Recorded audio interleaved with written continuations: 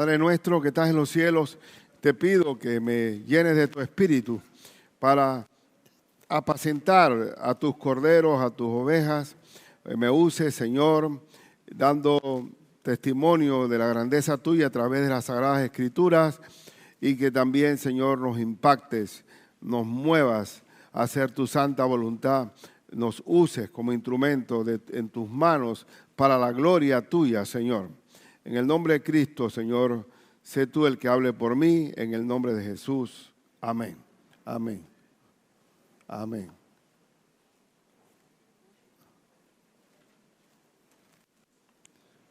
Gracias. Vamos a buscar en su Biblia, busquen en su Biblia Juan 1, 19 al 34. ¿Para qué fue el testimonio de Juan el Bautista? Y un testimonio que es un modelo para nosotros a seguir. Pero viendo el contexto que estamos viendo, el Evangelio de Juan, en la parte introductoria que va del primer versículo hasta el 18, vimos la preeminencia del Señor Jesucristo. Preeminente por ser el eterno Hijo de Dios, que en el principio era el Verbo y el Verbo era con Dios y el Verbo era Dios. Y aquel Verbo se hizo carne. Él estuvo desde el principio, es el eterno, Él es el alfa y la omega. Él también es el creador, vimos que es el creador del universo, de todo lo que existe. Todo fue hecho por Él y para Él. Y también vimos que Él es la vida y la luz de los hombres, la vida eterna y la luz, el entendimiento, porque sin Él estamos en oscuridad. Y también que Él es gracia sobre gracia, la plenitud de la deidad fue dada en nuestro Señor Jesucristo. Y no falta nada. Tomamos de Él y es rebosante. Mi copa está rebosando. Entonces eso lo vimos en la preeminencia y que Juan presenta a nuestro Señor como el Cristo, o sea, el Mesías, el Hijo de Dios. Y para que creyendo en Él tengamos vida eterna. Y hoy vamos a ver la figura de Juan el Bautista, un testimonio de Él y que testimonia de nuestro Señor y es un digno modelo de nosotros también porque tenemos que ser testigos de Cristo. Entonces, vamos a ver, bueno, también quiero decirle que Juan el Bautista va a predicar fuera de Jerusalén, porque las aguas de Jerusalén están contaminadas. ¿Se acuerdan que Cristo habló de la parábola de los labradores malvados que se apoderaron de la viña? Que tomaron que la viña era del Señor y mataron a los profetas y matan al Hijo. Juan el Bautista está predicando en una generación de víboras, de áspides. Y allí está. Él es tipo Elías, como lo vamos a ver más adelante. Entonces, en primer lugar, ¿para qué fue el testimonio de Juan el Bautista? Para arrepentimiento de pecados. Porque si venía el Mesías prometido por siglos, había que preparar el corazón pidiendo perdón, porque Dios había llegado a través de Cristo, una predicación de arrepentimiento de pecados. Y vamos a leer el texto del versículo 19 en adelante. Este es el testimonio de Juan. Cuando los judíos enviaron de Jerusalén sacerdotes y levitas para que le preguntasen, ¿tú quién eres? Confesó y no negó, sino confesó, yo no soy el Cristo. Los sacerdotes siempre viendo cualquier movimiento, ellos mantenían un orden establecido de control, pero no cualquier cosa que pasaba por otro lado, ellos averiguaban y le preguntaron a Juan, ¿quién eres tú? ¿Quién eres? Y él dice, yo no soy el Cristo. Y es bueno decirlo también que ninguno se puede elegir como el Cristo, un Cristo terrenal o una persona santificada especial. Todo creyente apunta a Cristo Jesús, nunca a sí mismo, nunca a sí mismo. Nunca podemos decir que, oye, este hombre obra milagros y hace señales milagrosas. Él no. Cristo siempre. Nosotros somos la luna, Cristo es el sol. Nosotros somos el reflejo de la luz del Señor. Dice, y le preguntaron, ¿qué pues? ¿Eres tú Elías? Dijo, no soy. ¿Eres tú el profeta? Y respondió, no. Y le dijeron, pues, ¿quién eres? Para que demos respuesta a los que nos enviaron, ¿qué dices de ti mismo? Que dijo, yo soy la voz de uno que clama en el desierto. ¿Y qué clamaba Juan? Enderezad el camino del Señor, como dijo el profeta Isaías. Isaías estaba profetizando que iba a haber un profeta que iba a anunciar a Cristo y el arrepentimiento de pecado. Enderecen sus veredas torcidas, porque el Señor ya está aquí. Y también también nosotros predicamos arrepentimiento de pecados. Pero vamos a seguir cuando dicen, ¿eres tú Elías? ¿Eres tú Elías? Proféticamente Elías iba a aparecer. Y Cristo llegó a decir que Elías ya vino con la persona de Juan el Bautista. Y vamos a ver el texto en Mateo 11, 13 al 14. Porque todos los profetas y la ley profetizaron hasta Juan. El último profeta, ¿quién fue? Juan el Bautista. Y si queréis recibirlo, si queréis recibir el mensaje de él es aquel Elías que había de venir. Y Juan estaba predicando, como en los tiempos de Elías, en una crisis total de credibilidad y de oscuridad y de aguas contaminadas en Jerusalén, en la religión judía. No tenían, eran ciegos guiando a ciegos, sepulcros blanqueados. Entonces el Señor le apunta que Juan era ese Elías profetizado. Otro texto de la confirmación de Juan como Elías, con el espíritu de Elías, porque no era el mismo Elías, con el espíritu de Elías, predicando arrepentimiento al pueblo de Israel. Mateo 17, 12 y 13 dice, mas os digo que Elías ya vino y no le conocieron, refiriéndose a quién, a Juan, sino que hicieron con él todo lo que quisieron, así también el Hijo del Hombre padecerá de ellos. Entonces los discípulos comprendieron que les había hablado ¿de quién? De Juan el Bautista. Es decir, que Juan era ese Elías, que llamaba al pueblo a arrepentirse, a dejar atrás como Elías los Baales. ¿Hasta cuándo claudicaréis entre dos pensamientos? Si Jehová es Dios, alabadle. Y si Baal es, bueno, defínanse. Entonces es Elías. Y cierro el ciclo de Elías, como Juan, en la figura de Juan, cuando el ángel Gabriel le dijo a Zacarías, un hombre viejo, que iba a tener a un niño y que su nombre era Juan, con una mujer ya estéril como Elizabeth. Y ese Juan tenía un ministerio por parte de Dios. Y el ángel le dice a Zacarías cuál era el ministerio de Juan. Y en Lucas 1, 14 al 17 dice, y tendrás gozo y alegría, y muchos se regocijarán de su nacimiento, hablando de Juan el Bautista, porque será grande delante de Dios. No beberá vino ni sidra, es un voto nazareo, y será lleno del Espíritu Santo, aún desde el vientre de su madre, como cuando pateó la barriga de Elizabeth, cuando aparece la María, y ¡tac! Desde el vientre de su madre fuera lleno del Espíritu, dice. Y hará que muchos de los hijos de Israel se conviertan al Señor Dios de ellos. Para eso vino Juan el Bautista, a predicar conversión, arrepentimiento de pecados. E irá delante de él con el espíritu y el poder ¿de quién? De Elías. Juan predicaba en el espíritu de Elías para hacer volver los corazones de los padres a los hijos y de los rebeldes a la prudencia de los justos, para preparar al Señor un pueblo bien dispuesto. Para eso vino Juan, para el arrepentimiento, para recibir al Mesías, puros, santos. a través del bautismo también del arrepentimiento, como vamos a ver.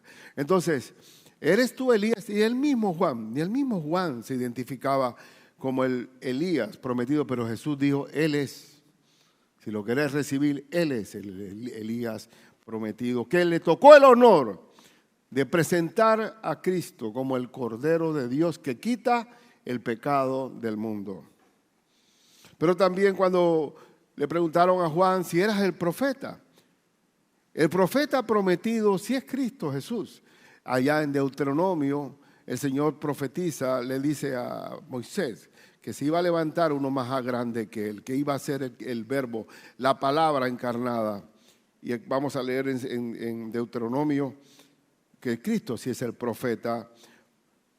Deuteronomio 18, 15 y 18. Profeta de en medio de ti, de tus hermanos, como yo, te levantará Jehová tu Dios. A él oiréis.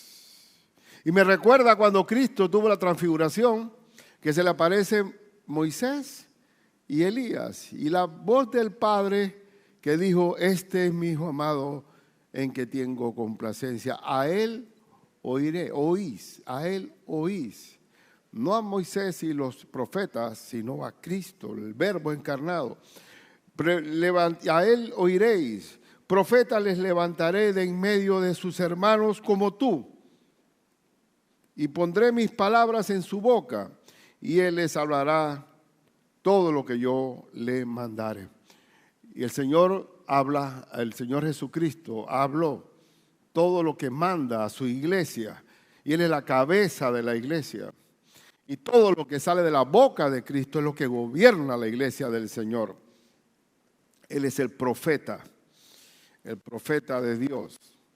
Entonces, la predicación de Juan el Bautista era enderecen el camino del Señor. Porque ya el Mesías ya está aquí. Enderecen lo torcido. En Lucas se amplía más eso del enderezamiento de las sendas. En Lucas 3, 4 al 6 dice, como está escrito en el libro de las palabras del profeta Isaías que dice, voz del que clama en el desierto, preparad el camino del Señor, enderezad sus sendas. Todo valle será rellenado y se bajará todo monte y collado. Hay dos tipos de arrepentimiento aquí.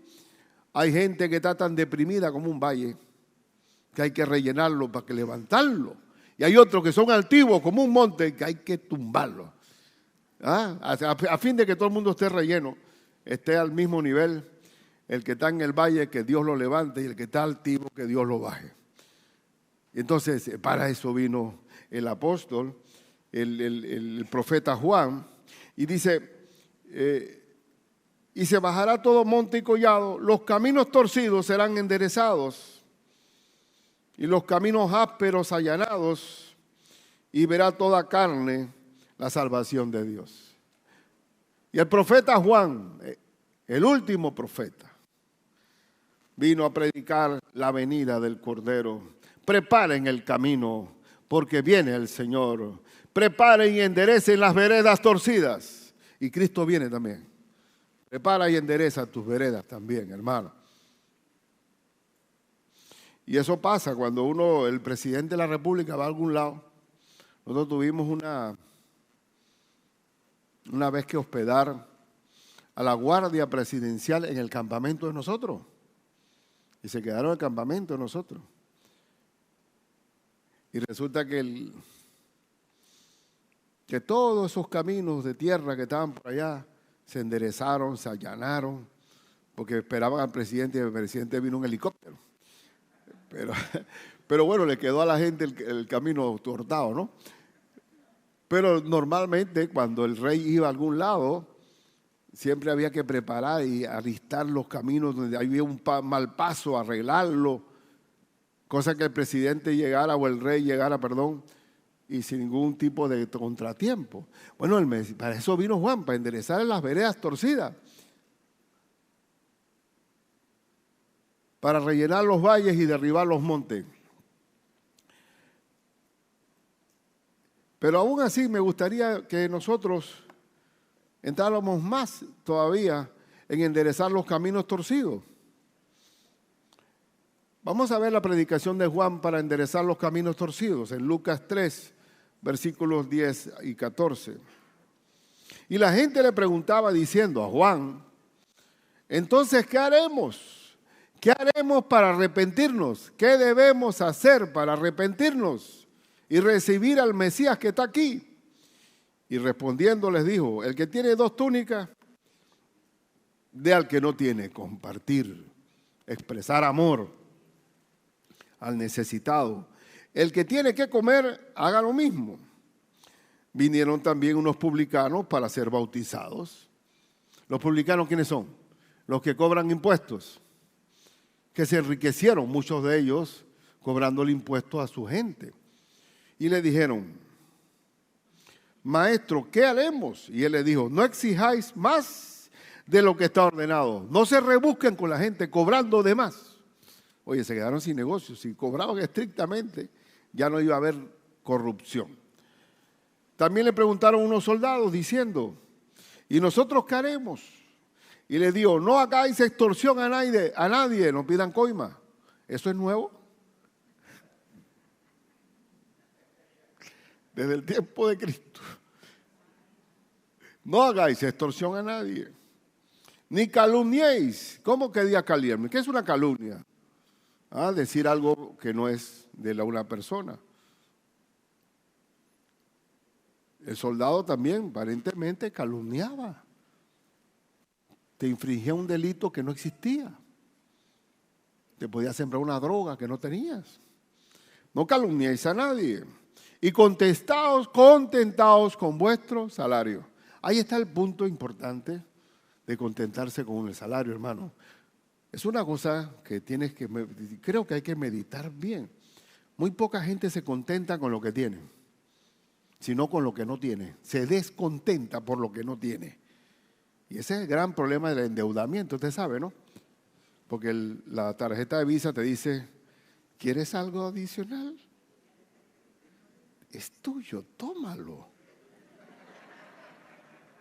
Y lo peor desgracia, que es tan diabólica, que como el plástico sueltas y no estás sacando del bolsillo, pareciera que no tienes que devolverlo, pero vas a pagar con creces, con unos intereses agiotistas, esclavos, y ya te pusieron la marca del 666, hermano, porque quedas encadenado. ¿Y por qué es la base del endeudamiento? Que no hay contentamiento con el salario. A ver, no te estoy diciendo que te conformes con el salario. Y es que la Biblia no dice confórmense, dice conténtense. He aprendido a contentarme cualquiera que sea mi situación. Bueno, y aquí le está diciendo, el problema de la calumnia, el problema de la coima, ¿de dónde viene? De la falta de contentamiento con lo que uno gana. Uno no puede decir, bueno, uno no puede aspirar, sí aspire, pero no se corrompa. ¿Cuánto tengo que pagarte para que no robes? ¿Cuánto? Entonces de ahí se deriva un problema de arrepentimiento. Encadenados a instituciones financieras de por vida. Y se lo digo yo, gloria a Dios, Señor, que yo trabajé en un banco y sé que es cobrarle a la gente. Y el lamento del fiador. Pero es que, ¿por qué a mí y no a él? Porque tú eres fiador. Y la peor desgracia del fiador, que no cogió la plata y va a pagar la plata ajena. Entonces, ¿qué dice la Biblia? Porque ese dinero es tuyo. O sea, tienes que pagarlo tú también. Entonces, ahora, esto es algo que estamos viendo aquí, cómo enderezar las veredas torcidas. El Señor nos llama a arrepentirnos, a estar limpios de corazón, a pedirle, Señor, aprender. Miren, el publicano era un aprovechador. El soldado aquí era aprovechador también. Entonces, a veces por todo viene por una falta de contentamiento. Entonces, Juan vino para preparar, para decir a la gente arrepientan de sus pecados. Y una vez se arrepentían, se bautizaban. se bautizaba, y el bautismo de Juan era el bautismo de arrepentimiento por la vida pasada, porque el Mesías ya había venido y estaban esperando el Mesías. Y Cristo viene. Cristo viene. Entonces el bautismo de arrepentimiento lo veamos en Juan 1, 24 al 28. Y los que habían sido enviados eran de los fariseos, que ustedes saben que el fariseo era muy puntilloso en el legalismo que tenían. ¿Qué dijo Cristo? Cuídense de la levadura de los fariseos, la levadura del legalismo. Estaban puntillosos, celosos de guardar la ley, pero era simplemente hipocresía. Y le preguntaron y le dijeron, bueno, ¿por qué pues bautizas? Si tú no eres el Cristo, ni Elías, ni el profeta, ¿por qué bautizas pues? Entonces Juan le respondió diciendo, yo bautizo con agua, mas en medio de vosotros está uno a quien vosotros no conocéis, y en verdad que nunca lo conocieron porque nunca abrieron su corazón a la predicación de Cristo. Este es el que viene después de mí y el que es antes de mí. Juan era mayor que nuestro Señor 6 meses, del cual no soy digno, pero estaba apuntando a su eternidad. Yo no soy digno de desatar la correa del calzado. Juan, que fue el profeta nacido de mujer más grande, su humildad era tal que él no se atrevía ni a desatar la correa de su calzado. Imitemos la humildad. Inclusive nuestro Señor Jesucristo, como se definía a sí mismo, como manso y humilde de corazón. Estas cosas sucedieron en Betábara, al otro lado del Jordán, donde Juan estaba bautizando. En Betábara había agua. Y ese río Jordán, que lo vi allá en Jordania, por eso se llama Jordania, se llama Jordania. ¿Qué le suena? Jordán. Pasa todo el Jordán. Y Israel está para aquel lado, acá está Jordania. Y es un río chico, son chiquitos. Por eso que aquel leproso, ¿cómo se llamaba? El leproso dice, oye, tantos ríos buenos que hay en Siria, voy a bañarme en este río. Naamán. Por eso que en Betábara había agua para bautizar. ¿Y qué hay que destacar en este punto? Me gusta que Juan era un misionero barato. Si no analizan bien cómo vestía Juan. Mateo 3, versículo 4 al 6.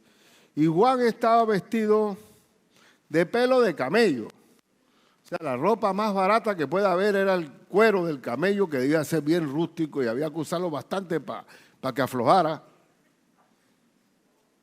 Y tenía un cinto de cuero alrededor de sus lomos. Y ese cinto era para que tener su lonchera allí. Y su comida era langostas, o sea, grillos y miel silvestre, barato. Juan era un hombre silvestre, un hombre que estaba pegado a su ministerio en el Jordán. Si Juan viene aquí, de repente algunos se mudan de silla.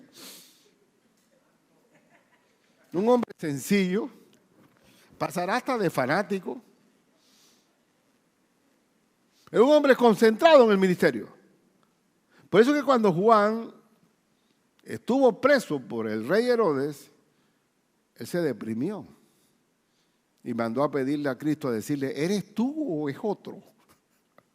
Entonces una crisis de credibilidad. ¿Pero por qué? Porque él estaba acostumbrado a cielo abierto, en el desierto, pero libre en el Señor. Eso es algo que quizás ustedes no entienden, pero yo sí lo entiendo. Porque yo cuando vine a esta ciudad sí me enredaba. Porque yo andaba en mi bicicleta libre, abierto, andando por todos lados. Cuando uno está acostumbrado a vivir ecológicamente, abiertamente, Juan allá metido en esa celda, se deprimió. Y salía a él Jerusalén y toda Judea y toda la provincia de alrededor de Jordán, y eran bautizados por él en el Jordán, confesando sus pecados. Y ahí va la gente. Eso te indica que ser ministro de Cristo no tiene que ver con la vestimenta tampoco. Lo importante es la consagración del ministerio, la sinceridad, la integridad, lo abierto, lo valiente de la confesión, el testimonio. No está pensando en la apariencia, sino en el ministerio. Y fue tal grado de predicación que él mismo le dice a Herodes: no te es lícito tener la mujer de tu hermano. Wow, porque tenía la mujer ajena de su propio hermano. Y eso le costó la cabeza. Pero miramos bien el testimonio de este hombre, cómo ese hombre, nacido proféticamente a través del Señor, porque el Señor intervino en ese nacimiento, se convirtió en un ministerio, porque el ministerio de Juan fue exclusivamente para presentar al Mesías, bautizar para preparar a Jerusalén y Judea para el advenimiento del Mesías, y después morir una vez, porque ya él cumplió su ministerio, pues su ministerio era hasta ahí.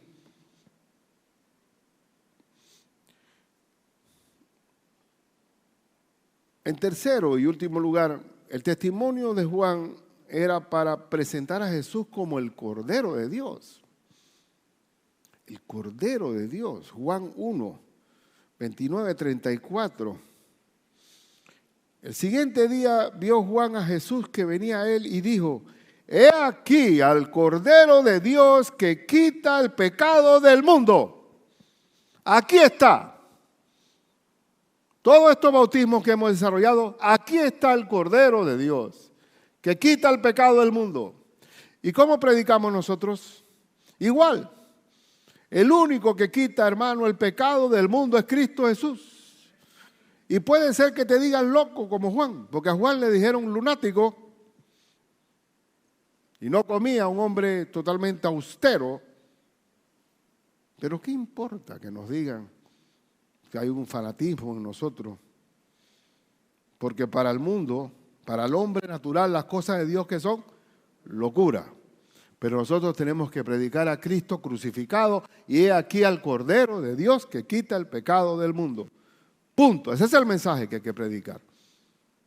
Una vez el hermano Jeff Adams me contó un testimonio que estaba con un presidente, no sé si era de Guatemala o de acá para Centroamérica, y él estaba con él cara a cara y tenía un indígena al lado, y él haciéndose el interesante para hablar de Cristo y daba más vuelta que un trompo para hablar de Cristo, y el indígena le dice: tú, si no crees en Cristo, vas para el infierno.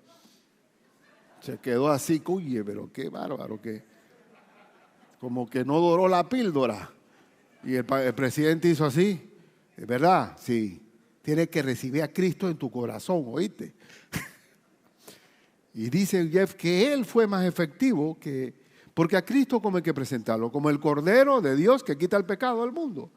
No doremos la píldora. Y a mí me pasó igualito también con un doctor que era lingüista, decano de la Facultad de Humanidades, un hombre intelectual, y comencé yo a dar más vueltas con trompo también.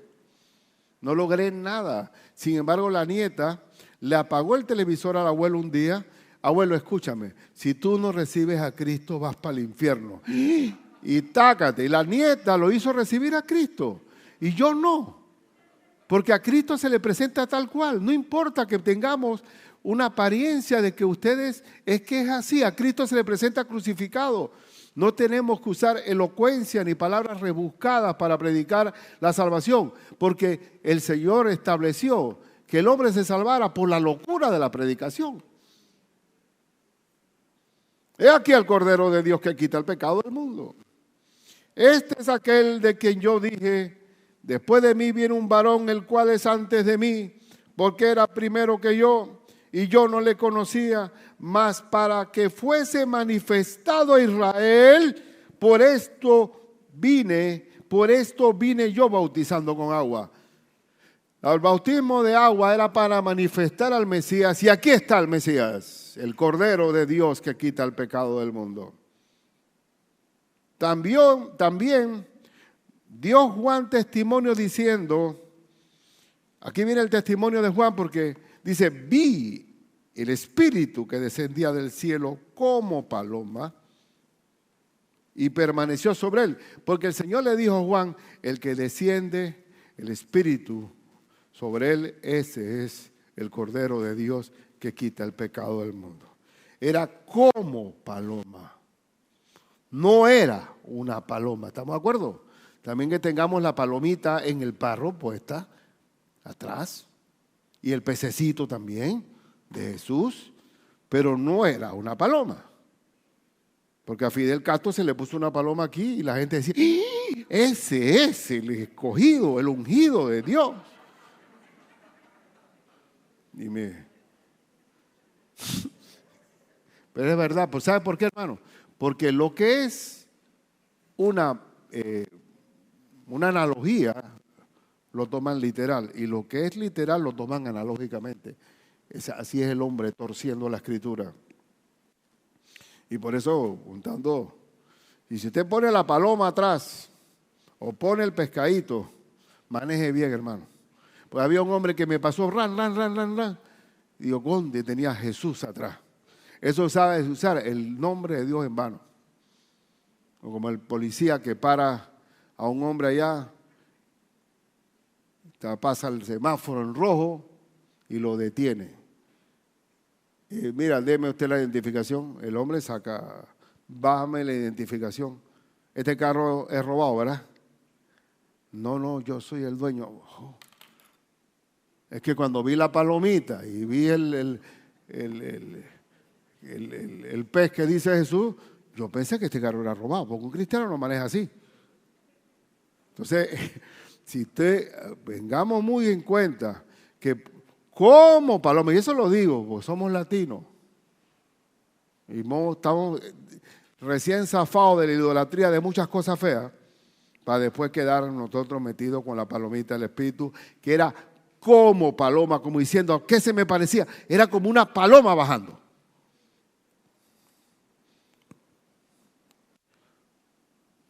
Como paloma y permaneció sobre él. Y yo no le conocía, pero el que me envió a bautizar con agua, ¿quién lo envió? El Padre Celestial. Aquel me dijo, sobre quien veas descender el Espíritu y que permanece sobre él, ese es el que bautiza con el Espíritu Santo. Y yo le vi y he dado testimonio de que este es el Hijo de Dios. Juan dio testimonio directo que Jesús era ¿qué? El Hijo de Dios. Ahora, yo bautizo con agua, él bautiza con el Espíritu Santo. El bautismo de Juan era un bautismo de pedir perdón porque el Mesías había prometido. Pero el que cree en Jesucristo y se bautiza en el nombre de Cristo está sellado con el Espíritu Santo de la promesa. Porque el Espíritu Santo vino ¿cómo? Después de la muerte y resurrección de Cristo, vino después el Espíritu Santo. ¿Juan lo tenía? No, porque el Espíritu Santo vino posterior a la resurrección del Señor. Ese sí los va a bautizar con el Espíritu Santo. Porque Él va a morir y resucitar y vendrá sobre... ¿Os conviene que yo me vaya para que venga sobre vosotros? El Espíritu Santo.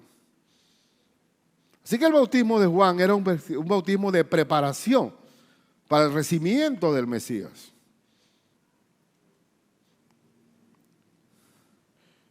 Vamos a leer otra versión sobre el Espíritu Santo, confirmado en el bautismo del Señor en Mateo 3 al 17. Entonces Jesús vino de Galilea a Juan al Jordán para ser bautizado por él. Mas Juan se lo oponía por su humildad, diciendo, yo necesito ser bautizado por ti, tú vienes a mí. Pero Jesús le respondió, deja ahora, porque así conviene que cumplamos toda justicia. ¿Cristo necesitaba ser bautizado para perdón de pecado? No, porque Él fue tentado en todo, pero sin pecado. Es más, nació concebido del Espíritu Santo sin pecado. Él no necesitaba, pero se sometió al bautismo.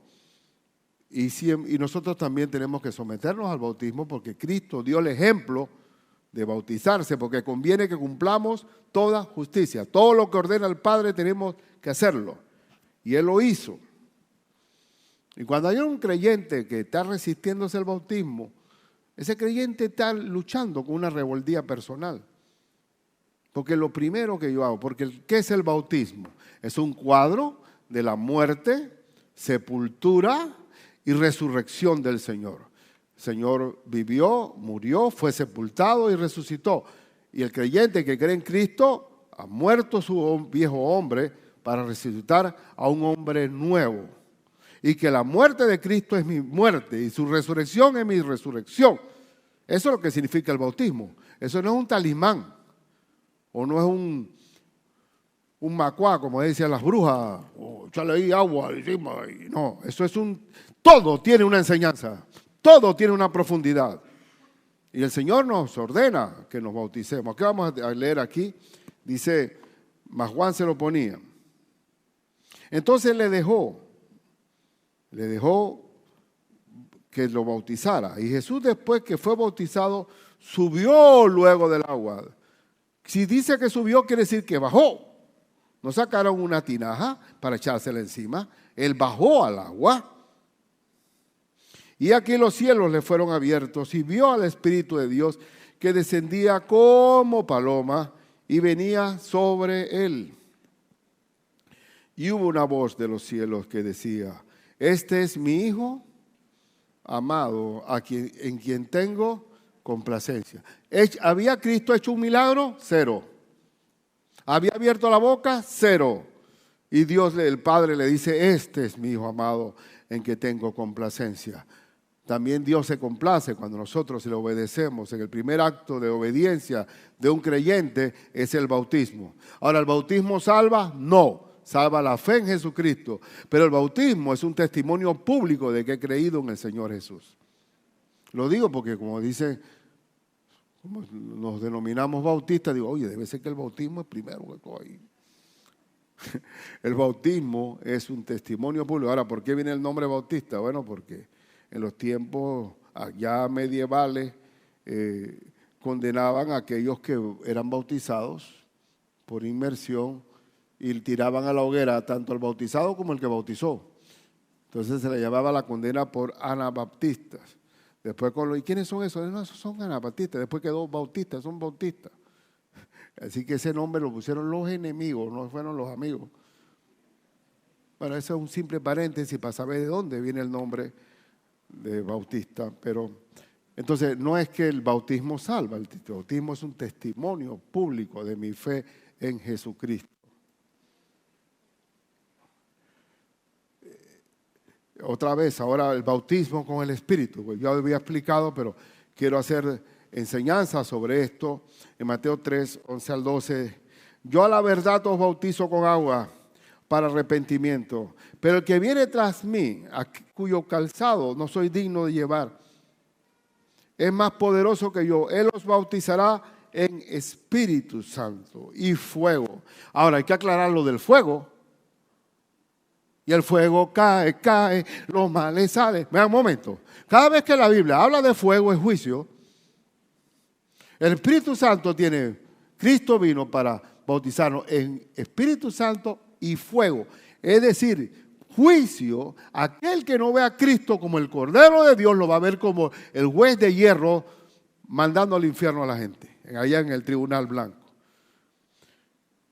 Porque el que no es perdonado por el Cordero va a ser arrojado al infierno por el juez de hierro, que es el Señor mismo Jesucristo.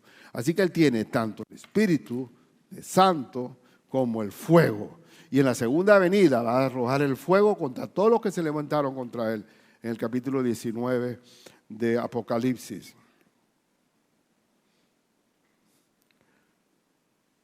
Entonces sigamos leyendo, dice, su aventador. Aquí se ve clarito la diferencia. Su aventador, ¿qué es el aventador? Cuando uno está recogiendo, no lo he hecho, pero en el trigo hay esos trinchantes que parecen un tenedor grande, ¿no? Uno comienza, echa a un lado el trigo y del otro lado la paja seca. Su aventador está en su mano y limpiará su era, o sea, su terreno, y recogerá su trigo en el granero y quemará la paja en fuego que nunca se apagará. ¿Se ve la diferencia? El trigo, los que hemos sido bautizados en el Espíritu, al recibir al Señor, somos trigo, y el que es paja seca va para el fuego. Ahí está. El que no ve a Cristo como Cordero lo va a ver como el juez del tribunal del trono blanco o en su segunda venida. Entonces, vas a ver a Cristo de todas maneras. ¿Cuándo viene el Espíritu Santo a nuestra vida? Cuando usted predica del Evangelio, el Evangelio es poder de Dios para salvación. Pero ¿qué tanto poder tiene el Evangelio? Efesios 1, 13 al 14. En él también vosotros, habiendo oído la palabra de verdad, el evangelio de vuestra salvación. ¿Y cuál es el evangelio? Que Cristo murió por nosotros en la cruz del Calvario para perdonar nuestros pecados y darnos salvación y vida eterna. Ese es el evangelio. Aquel que oye ese evangelio y cree en ese evangelio, y habiendo creído en él, o sea, en ese evangelio, fuisteis ¿qué? Sellados con el Espíritu Santo de la promesa. ¿Cuál es el sello de propiedad de Dios para los hijos de Dios? La presencia del Espíritu Santo en nosotros. Porque nadie es santo sin el Espíritu Santo. No va a haber vida nueva sin el Espíritu Santo. Así que el Señor nos sella una vez creímos en el poder del Evangelio de Cristo. No existe una siguiente experiencia. El Señor nos redarguye, nos reprende, nos enseña, nos exhorta, nos consuela a través del Espíritu. Por eso hay un antes y un después cuando Cristo viene a nuestra vida. Dice que es las arras. ¿Qué significa arras? La garantía de nuestra herencia hasta la redención de la posesión adquirida para la alabanza de su gloria. Es decir, que con ese sello el Señor sabe que yo voy al cielo no por mí, sino por el Espíritu Santo que mora en mí. Y nadie puede arrebatarme de la mano de Dios, ni lo alto, ni lo profundo, ni lo pasado, ni lo presente, ni lo porvenir, ni ninguna otra cosa creada me podrá separar del amor de Dios, que es en Cristo Jesús, Señor nuestro. Así que Juan dice, yo soy agua, pero ese sí es Espíritu Santo y fuego. Prediquemos el Evangelio de Cristo. Usted sabe que usted es Juan el Bautista llevando el Evangelio del Señor.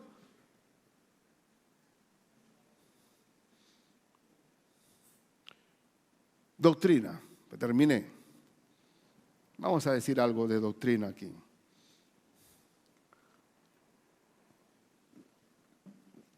Usted y yo nos parecemos o somos iguales a Juan el Bautista y aún mejor que Juan el Bautista.